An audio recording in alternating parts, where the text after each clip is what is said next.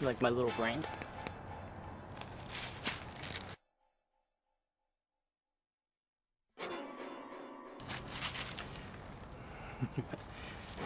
Hello. Today, we're going to talk about Genesis 22. The story of Abraham and Isaac and the sacrifice, or would-be sacrifice. And Isaac, whom Abraham was willing to sacrifice to God, out of obedience to God, out of submission to God. This morally repugnant obedience to authority is an astounding case of the brainwashing power of Judaism, Christianity, and Islam, and their dehumanizing effect on otherwise good, natural human beings. The people of the book, that is, Jews, Christians, and Muslims, are so deeply and thoroughly morally twisted and mentally deranged when it comes to a case like this that there is something like a steel wall separating them from common sense and natural ethics. On the outside of this mental block are people who are not culturally conditioned to blindly accept this story. To unconditioned people, this story is blatantly horrifying. The believers do all sorts of mental contortions to avoid the truth. It is horrifying. So thoroughly conditioned is the true believer, the Jew, the Muslim, and the Christian, that it's virtually impossible for them to see what is so plain to see.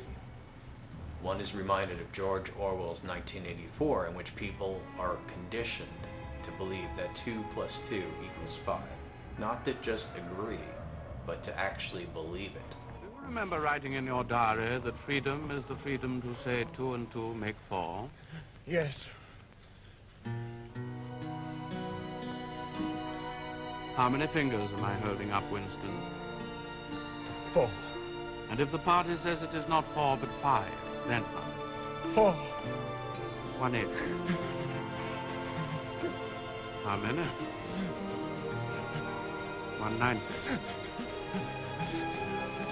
How many fingers, Winston? 5. 4. Anything you like. Only stop the pain. Stop.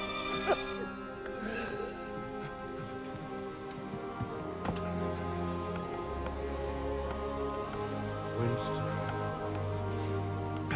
How can I help seeing what's in front of my face? 2 and 2 make 4. Sometimes they're 5, sometimes 3, or all of them at once. You must try harder.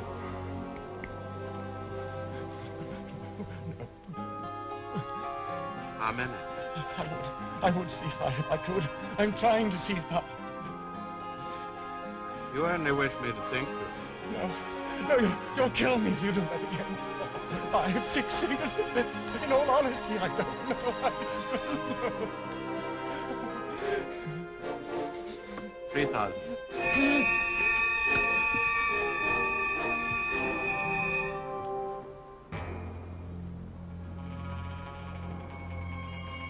There are 5 fingers, huh?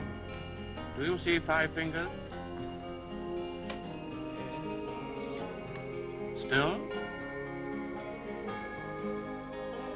No, there's only 4 again. But you see now it is possible.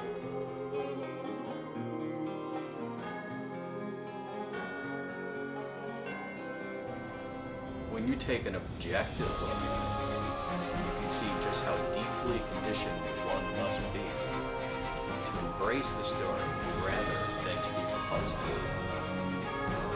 it. So here's the story in brief. One day, God talks to Abraham. He tells Abraham to get his son out into the wilderness and to sacrifice him. Abraham obeys.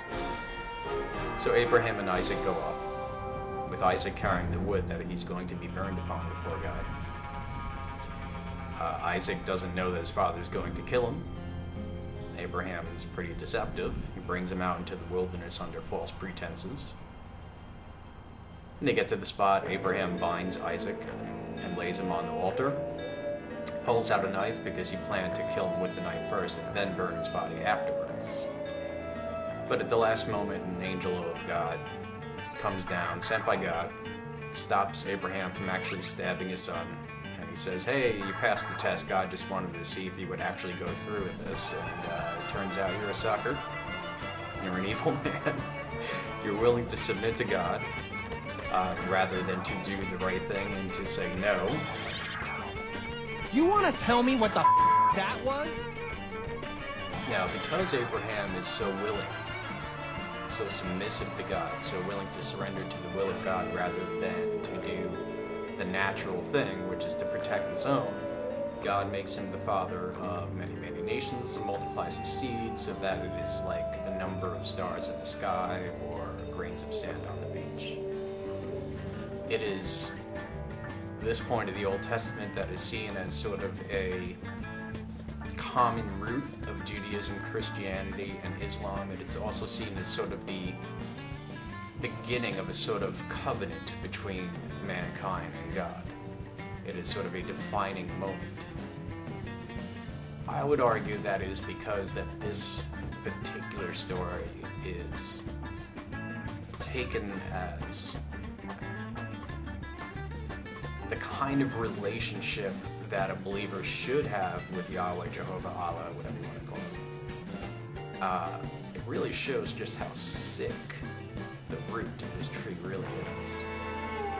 Because the story is so deeply disturbing, it drives people to make excuses or apologetics or to project things into the story that is not in the text.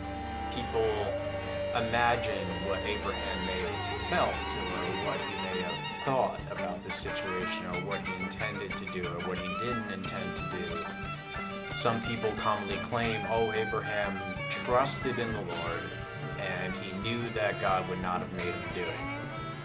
That is not supported in the text at all. The only valid reading of this story is an actual reading of the text itself. No more, no less. So, here we go.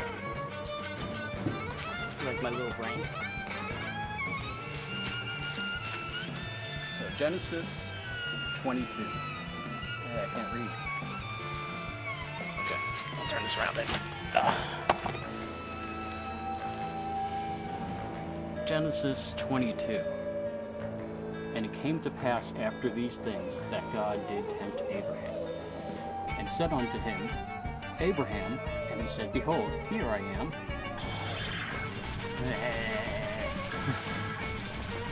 And he said, Take now thy son, thine only son Isaac, whom thou lovest, and get thee into the land of Moriah, and offer him there for a burnt offering upon one of the mountains which I will tell thee of. And Abraham rose up early in the morning and saddled his ass, and took 2 of his young men with him and Isaac his son, and clave the wood for the burnt offering. This guy's tickling, I can't read.